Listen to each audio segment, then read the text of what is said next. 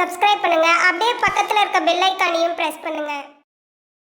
கும்பராசி நேயர்களே, செவ்வாய் வக்கர நிவர்த்தி 2025 எப்ப நடக்குது? மாசி 9ஆம் தேதி பிப்ரவரிக்கு 11. அதாவது இந்த செவ்வாய் வக்கர நிவர்த்தி எதுக்காக நம்ம ரொம்ப முக்கியமா பார்க்குறோம் அப்படின்னா, மற்ற ராசிக்காரர்களை விட கும்பராசிக்காரர்களுக்கு இது ரொம்ப ரொம்ப ரொம்ப முக்கியமான ஒரு அமைப்பு.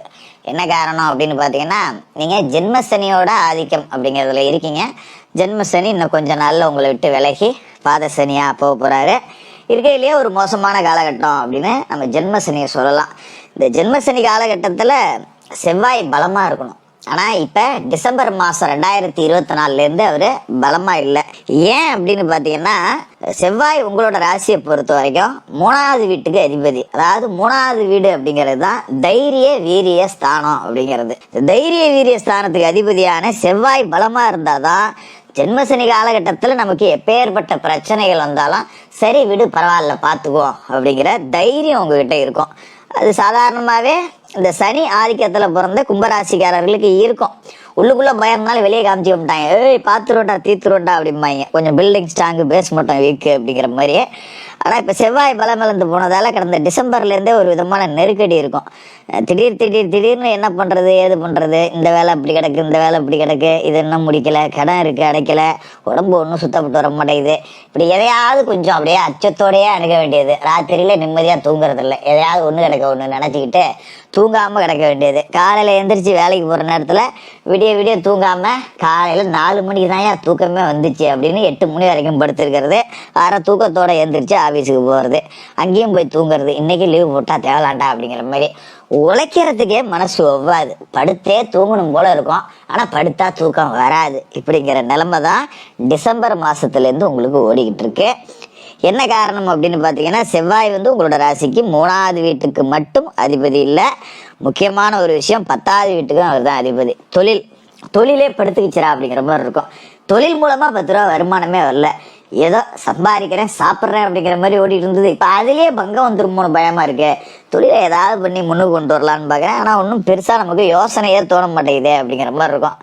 இதையும் நினைக்கிறது, நாளைக்கு என்ன தொழிலில் 10 ரூபா சம்பாதிக்க முடியுமா முடியாதா, தொழில் நடத்தலாமா, இல்லை இதுலேயே வேறு ஏதாவது தொழில் பண்ணுவோமா, இல்லை விட்டுட்டு பேசாமல் எங்கேயாவது வேலைக்கு போகலாமா, என்ன முதலாளியாக இருந்து 10 ரூபா கூட சம்பாதிக்காதுக்கு எங்கேயாவது போனாலும் 10 ரூபா சம்பளமாவது வாங்கிட்டு இருக்கலாம் அப்படிங்கிற மாதிரிலாம் சிந்தனை அப்படிங்கிறது அப்படியே குரங்கு மரத்துக்கு மரம் தாவராப்புல தாவிக்கிட்டே தான் இருந்திருக்கும். அது எல்லாத்தையுமே தொடச்சி உயரமாக வச்சுருங்க. மாசி 9ஆம் தேதியோட செவ்வாய் பலமடைகிறார். உங்களோட ராசிக்கு 3வது வீட்டுக்கும் 10வது வீட்டுக்கும் அதிபதியான அவர் பலமடைகிறார் அப்படிங்கிறது ஒரு பொற்காலம் அப்படின்னு உங்களுக்கு சொல்லலாம். ஏன்னா தைரியம் வந்துடும், புது திருப்பங்கள் நிறையா வரும். எது வந்தாலும் நான் பார்த்துக்கிறேன்டா அப்படிங்கிற தன்னம்பிக்கை உங்ககிட்ட வந்துடும். எவ்வளோ கஷ்டப்பட்டோம் போ 7.5 சனியில் ஜென்ம சனி முடிய போகுது, செவ்வாயும் இப்போ நல்லா இருக்குது அப்படிங்கிறப்ப பார்த்துக்கலாம் அப்படிங்கிற மாதிரி இருக்கும்.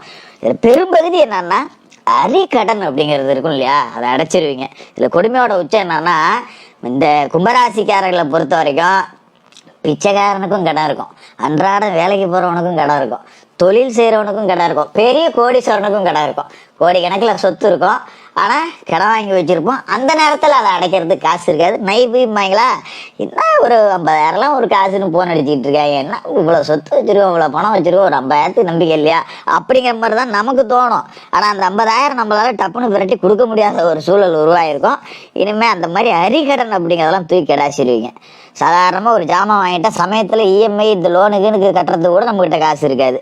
அந்த மாதிரி இருந்த நிலைமை மாதிரி கடனெல்லாம் அடைச்சிருவீங்க.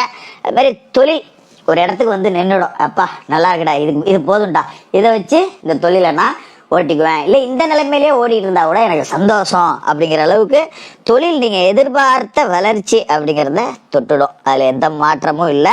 அதில் முக்கியமான விஷயம் என்ன அப்படின்னு பார்த்தீங்கன்னா, உங்களுக்கு நல்ல வேலைக்கு ஆளுங்க கிடைப்பாங்க. இத்தனால வேலை ஆளுங்கள்ட்ட எரிஞ்சு விழுந்துருப்பாங்க.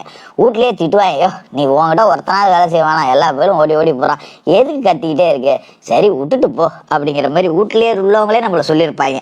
என்னடா வேலைக்காரங்களை வேலை வாங்கினா வீட்டில் உள்ளவங்களே திட்டுறாங்க, நம்ம என்ன அவ்வளோ குடும்பக்காரனா அப்படின்னு சொல்லி நம்ம அவங்கள்ட்டே எரிஞ்சு விழுவோம். இந்த மாதிரி நிலைமை இதுக்கு மேலே இல்லை. நல்ல பணியாளர்கள் கிடைப்பாங்க. நீங்களும் பணியாளர்களை தட்டி கொடுத்து வேலை வாங்குவீங்க. அவ்வளோ நன்மைகள் அப்படிங்கிறது இதுக்கு மேலே படிப்படியாக நடக்கும். குறிப்பாக வேலை செய்கிற இடத்துல எரிஞ்சு எரிஞ்சு விழுந்த மேலதிகாரி ஒத்தே வராது. அவன் ஒன்று சொன்னால் நம்ம ஒன்று சொல்லுவோம், நம்ம ஒன்று சொன்னால் அவன் ஒன்று சொல்லுவான்.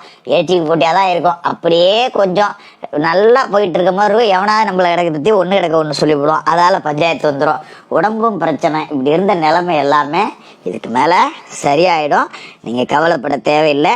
செவ்வாயோட பார்வை அப்படிங்கிறது பார்த்தீங்கன்னா உங்களோட ராசிக்கு அஷ்டமஸ்தானமான கன்னி ராசியில் விழுவுது. இந்த ராத்திரியில் படுத்தா தூங்காத நிலைமை கிடந்தது பார்த்தீங்களா? இதுக்கு மேலே சரி போடா எது வந்தாலும் பார்த்துக்கலாம், எதாக இருந்தாலும் பேசியோம் போ அப்படின்னு இழுத்து போச்சு நிம்மதியாக தூங்கலாம். காலையில் எழுந்திரிச்சு போல பார்த்துக்கலாம்டா அப்படிங்கிற மாதிரி.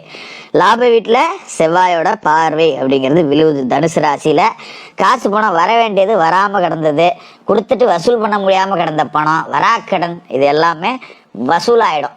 பரவாயில்ல, இந்த காசை வச்சுக்கிட்டு நம்ம கடனோட அடைக்கலாம். நம்ம வீட்டு காசை ஊரில் கொடுத்து வச்சுட்டு நம்ம கடன்காரனுக்கு பதில் சொல்லிட்டு கிடந்தது எதுக்கு, இது தூக்கி கிடாசு அப்படிங்கிற மாதிரி கடனை உடனே அடைச்சிருவீங்க. அது மாதிரி மகர ராசிக்கு 12வது வீட்லேயும் செவ்வாயோட பார்வை அப்படிங்கிறது விழுவுது. இதுக்கு மேலே சுப விரயங்கள் அப்படிங்கிறது நடக்கும். வர்ற காசை வச்சுக்கிட்டு ஒரு கோயிலுக்கு திருவிழா பண்ணலாம், இல்லை ஒரு வண்டி வாகனம் வாங்கலாம், பிள்ளைகளுக்கு கல்யாணம் பண்ணலாம், ஏதாவது சடங்குகள் செய்ய வேண்டியிருந்தால் செய்யலாம், ஆன்மீக யாத்திரைகள் போகலாம், புனித பயணங்கள் செய்யலாம், குலதெய்வ கோயிலுக்கு நேர்த்திக்கடன் எதாக இருந்தால் செய்யலாம், ஒரு பொங்க வைக்கிறேன், கிடா வெட்டுறேன், காது குத்துறேன், இந்த மாதிரி என்ன நேர்த்திக்கடன் இருந்தாலும் செய்யலாம். இதுக்கு மேலே வர்ற காலகட்டம் அப்படிங்கிறது நல்லாயிருக்கும். இந்த செவ்வாய் வக்கிர நிவர்த்தி காலகட்டம் ரொம்ப ரொம்ப சிறப்பாக இருக்க போகுது. அதோட மார்ச் 29ஓட ஜென்மசனியும் கழிய போகுது. அப்படிங்கிறப்ப ஒரு ஒளிமயமான எதிர்காலம் அப்படிங்கிறது தொடங்கிருச்சு. நல்ல நேரம் வந்துருச்சு. கும்பராசிக்காரர்களுக்கு வாழ்த்துக்கள். மேலும் தகவலுக்கு எங்கள் சேனலை மறக்காமல் சப்ஸ்கிரைப் பண்ணுங்கள். நன்றி.